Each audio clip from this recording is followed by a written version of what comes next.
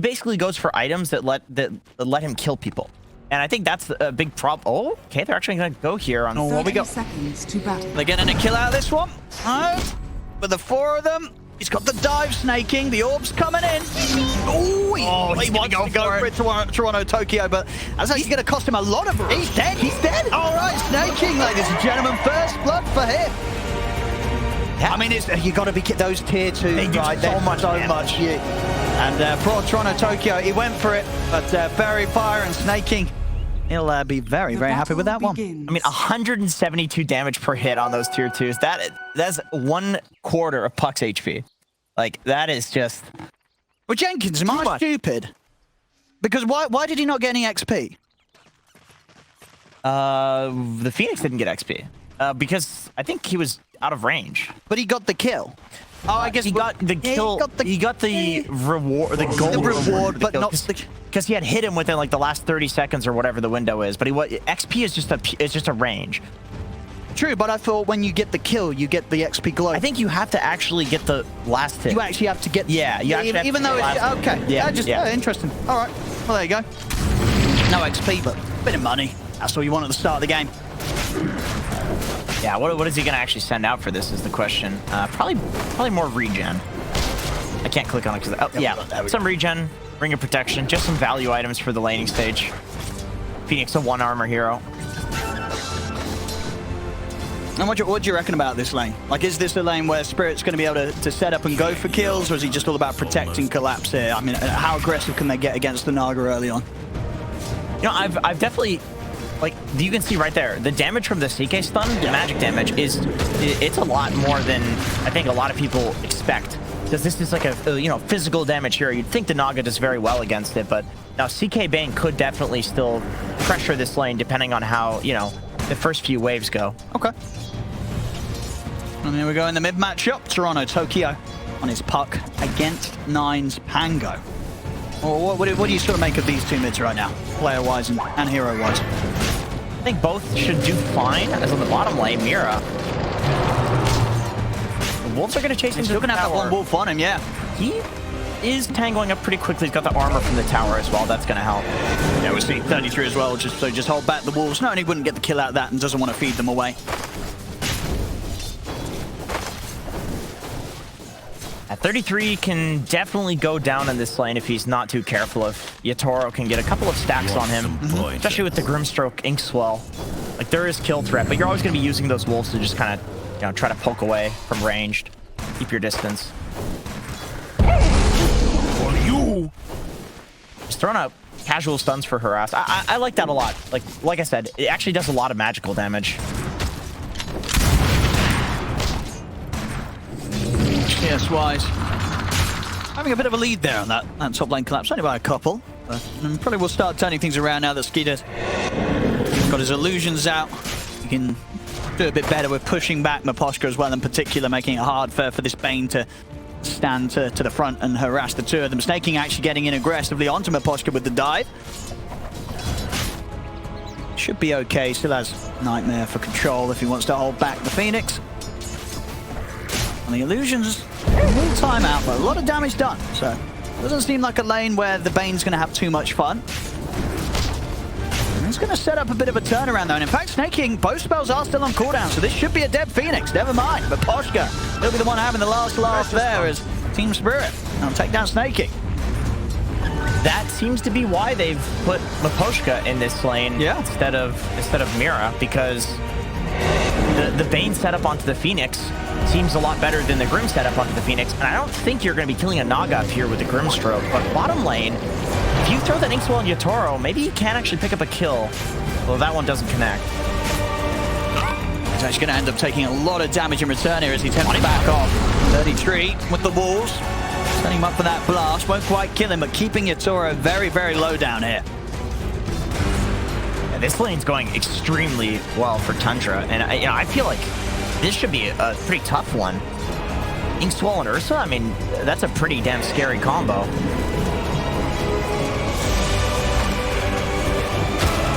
Shoots off. Once again. Good damage onto Skeeter.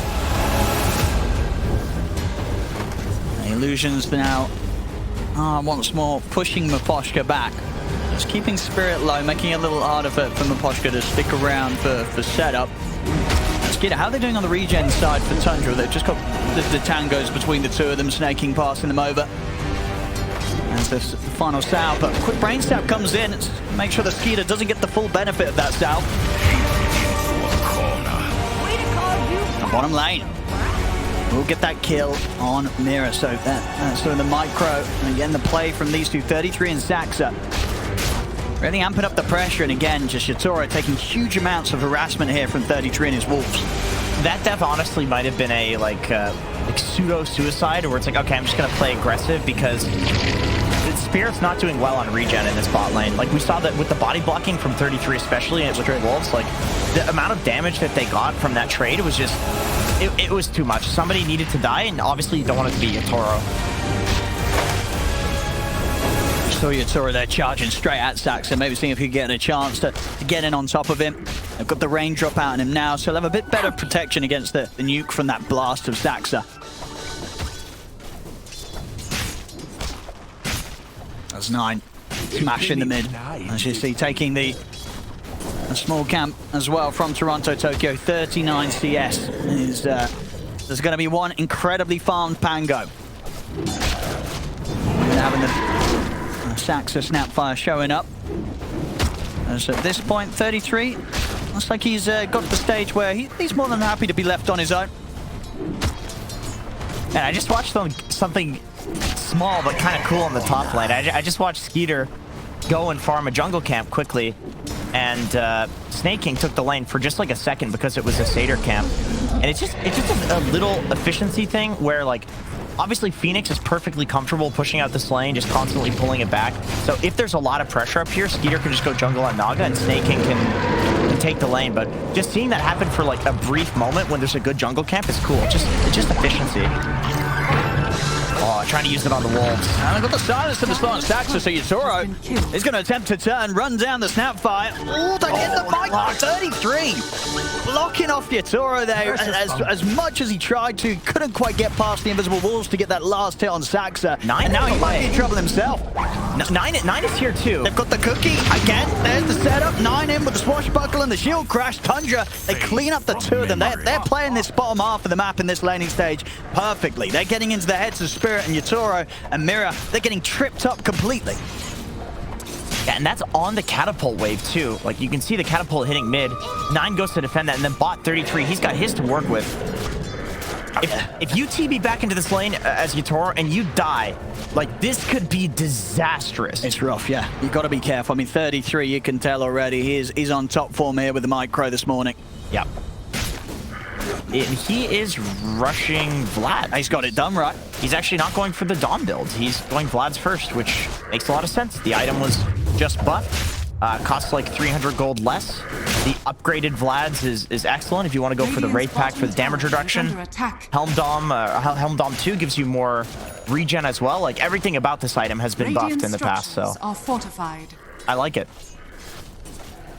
As you can see there on the net worth, it's Yatoro really that's having the roughest time in the lanes. Mid, Toronto having to drop the Dream Coil here at the threat of being dove. Should be able to get a kill out of this one. TSpirit, they're bringing both supports, but Miposhka and Mira to help out. The bug is getting removed though, and in fact with the Rolling Thunder, Saxa, he's going to be covered. 9 comes in to make sure the Saxa's able to step out. They'll end up getting the kill on Miposhka, and Spirit, they won't end up actually getting anything from that attempt in the mid lane with the 2 supports turning up. 9, he's also chasing out Mira. Mira's got the Ink Swab with the DD and a shield crash. 9, he picks up another 3-0-1 now, killing spree for the mid Pango. Tundra continuing to just step things up here in this early game, something that we've got used to seeing from them. And so far, it looks like Spirit, they're struggling to slow them down or to deal with this pressure. There's going to need to be a lot of TPs down here to add another play bottom. They're just going to let him die. Okay, they just let him die. I mean, it's crazy to see like a carry left for dead, but when you see a play like that happening, how many TPs need to come in to stop 9 from killing Yatoro there? Like, it would need to be the whole team. I mean, they're going to be able to take this tower, right? There's no way that Spirit try and put any defense together here for this one. 33, he's going for Vlad's AC. Wow. Dude, and at this rate, it's going to be a very fast flat. Yes, it is. Yes, it is. And man, now that I'm thinking about it, Naga Siren too, like, you're going to build all stat items for the most part, right? So you're amplifying the base damage of that from the Vlads. Radiant's bottom tower Plus the AC minus armor, like, you're really buffing up this Naga in this game. Now, see in the mid, Spirit really wanting to try and look for some action. They get the setup with the Dream Coil they're in, they burst through snaking, they'll turn over towards 9. It's going to be Nightmare, but there's not enough damage to finish him off straight away. So 9's going to be okay. It's just the kill on snaking they're able to achieve with that one. Tokyo's going for it. He wants much more than just that support kill. Amazing what you The chances of him getting it, it's kind of low. 9. He's going to head over. He's going to hope for a 10-minute power rune. They'll try and put a stop to that as they'll jump forward. Collapse also coming in, and with the rift, they will manage to shut him down. They finally kill off the Pango. Kisses though. He's dead. He's dead. There's nothing to save him from that. Wow. Even when they're getting the kill, here finally onto that 9 mid Pango, it's still costing them the life of Toronto Tokyo. Saxa picks up a very nice bit of solo action with the ultimate. Yeah, that's just insanely high skill stuff from Saxa. He has got the ult to rely on. He's probably going to need to pop it for the damage reduction. He'll try and pop it and turn, but they're playing off the side, and the walls, they're still on top of him. So when the ult comes to an end, he's got nothing to protect himself from the bite of 33's wolves. Saxa might... No, he's fine. Snaking's here, and the wolf, the cookie, it's on the 2 of them again. Spirit, they just can't catch a break here in this early game, Jenkins. Is under attack. Yeah, Saxa's just playing out of his mind. Completely out of his mind. I hear the roll. Now we have a bouncing action. Unfortunate for 9 there. Got caught on the little edge of the stairs, so Toronto Tokyo is going to be fine. Uh-oh, he's getting coiled. And he might be in trouble himself. We'll get the shield crash off onto the 2 of them. Yasuro's CP'd over. And the ult from the side. Anything else to protect 9? There isn't. He goes down. Bit of a miss there, misplay with the Rolling Thunder. Cost him his life at the end of the day. A big kill for Spirit. Yeah, there's just so much going on in this game. Like Tundra, they always do this. They constantly pressure, even in multiple places at once, and then, you know, go in to try to bail each other out. Like if 9 can get the swashbuckle off towards the egg, then that play is like another disaster for Spirit. But this is just Tundra gameplay. This is what they do. Like, they completely push their limits. They go for these like crazy dives like we saw in the bot lane, and it can give Spirit an opening back into the game, getting kills like that. But also, it is one of the most oppressive feelings in a game to have a team playing like this against you. It just feels like you can't do anything anywhere. Now, in particular for Yasura, they've got to try and find this Ursa some space. Yeah, he's not had an easy lane. No. He's been given he's been dealt a very tough hand with what he had against him.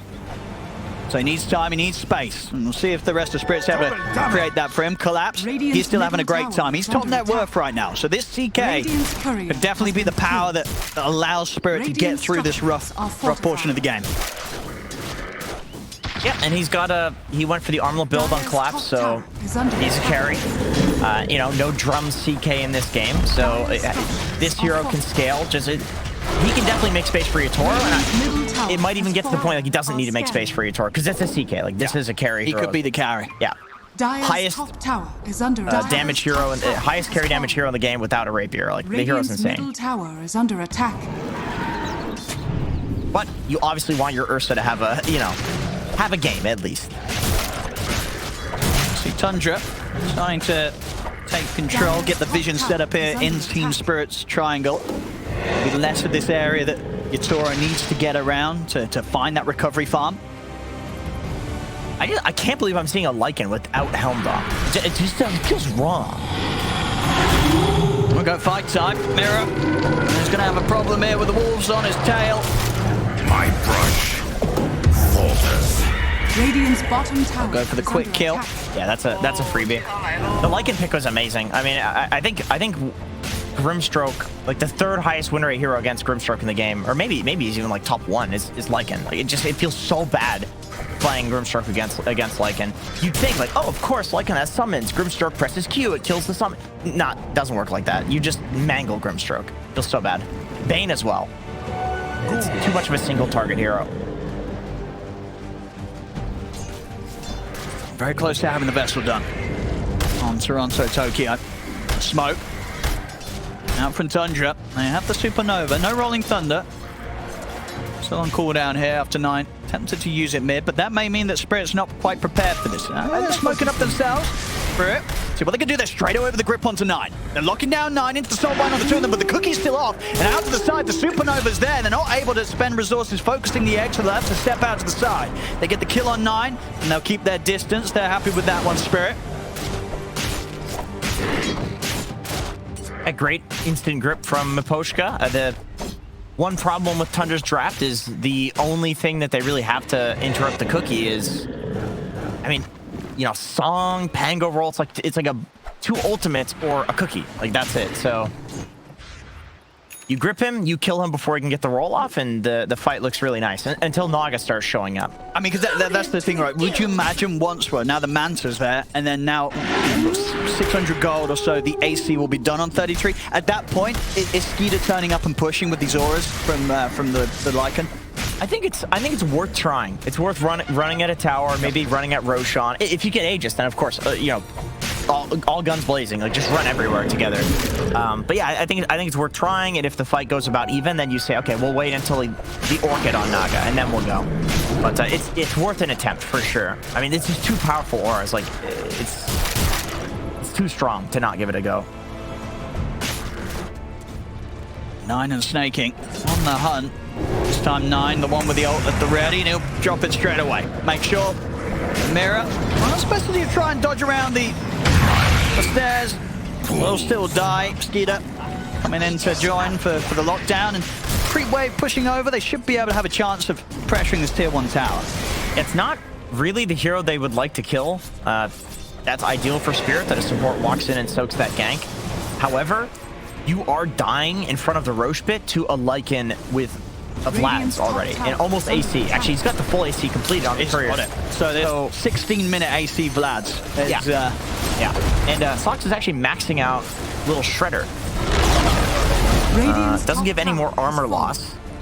What, time to take objective, what, time to take Roche, towers. They're going to fall very, very quickly. They will, yeah.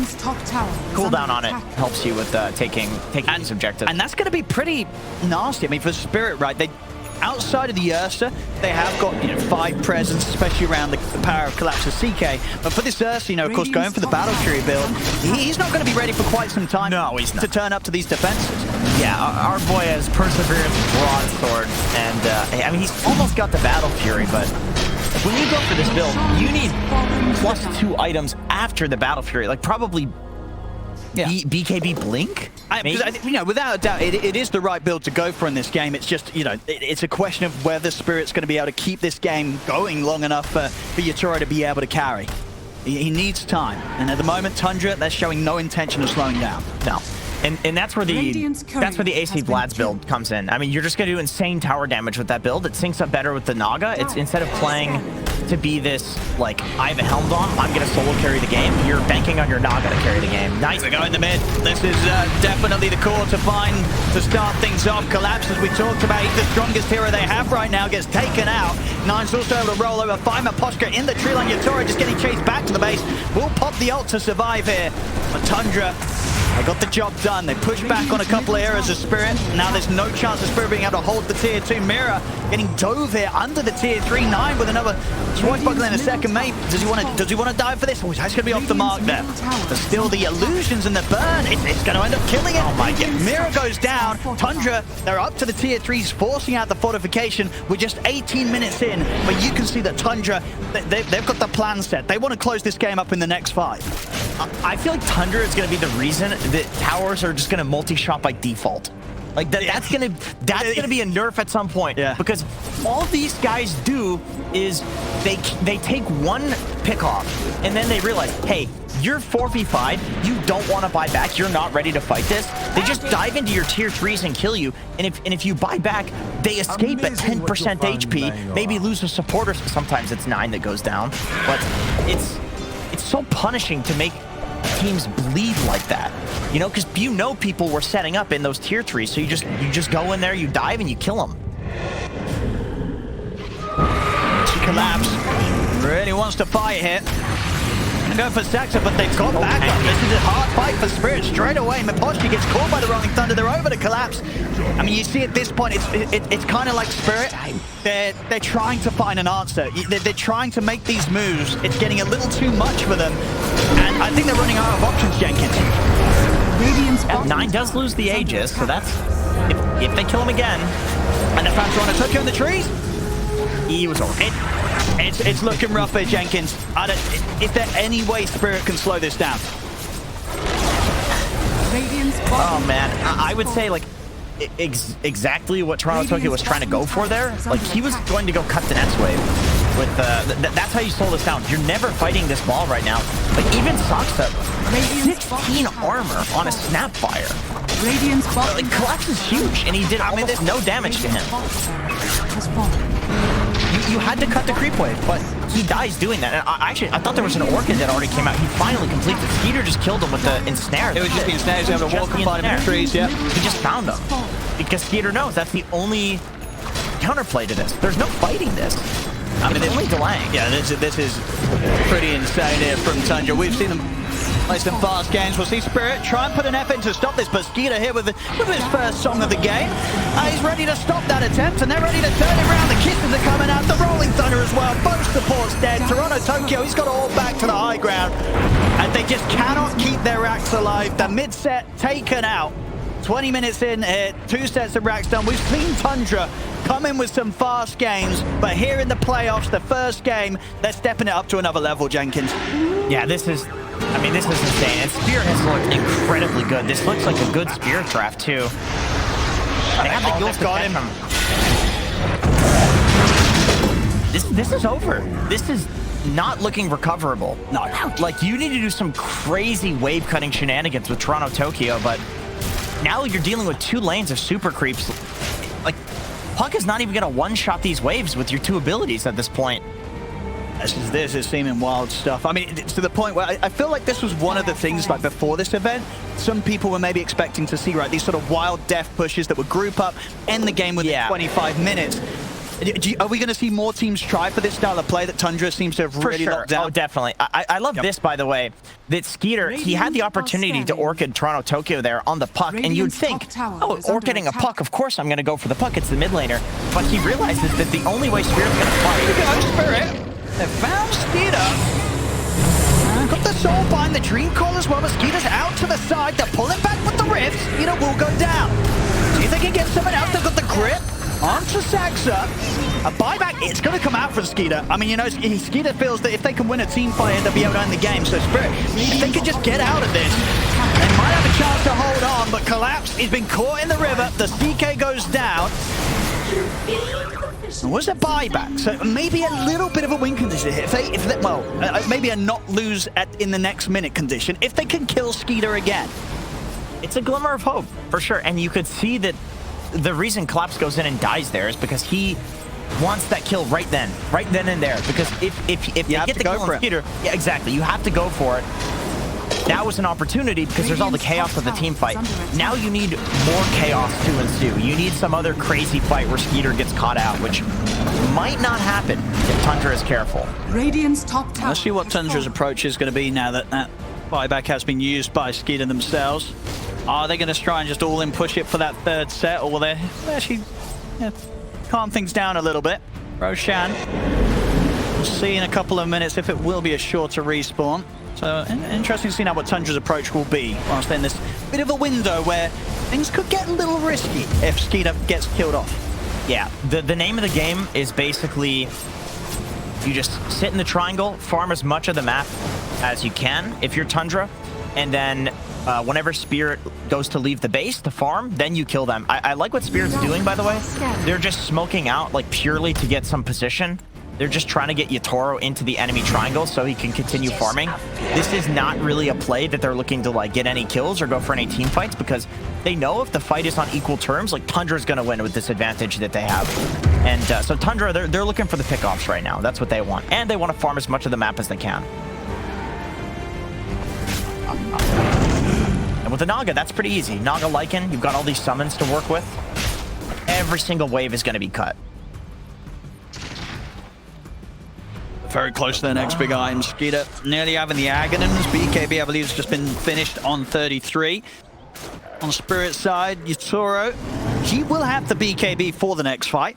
Ooh, collapse with the TP. Oh, that was... Gold for me. That was spicy. Very close. They're still looking for him. My vigor was never in question. Yeah, he took a real risky TP, and they thought, like, nah, this guy's gonna keep grinding. He's got the blink dagger. No, he risked it all. Yeah, 33 Tundra. They're gonna wait for Roche. 33 actually ended up going for the Wraith Pack, by the way. It seems like the item of the tournament. That damage reduction. Now that that finally got fixed and buffed as well. Seems like a very solid item. We got smoke time from Spirit. This time round, I think they're looking for a kill. It is coming up to that point where Roshan potentially will respawn. We'll see how long it's going to be. It's going to be a short respawn. 20 seconds.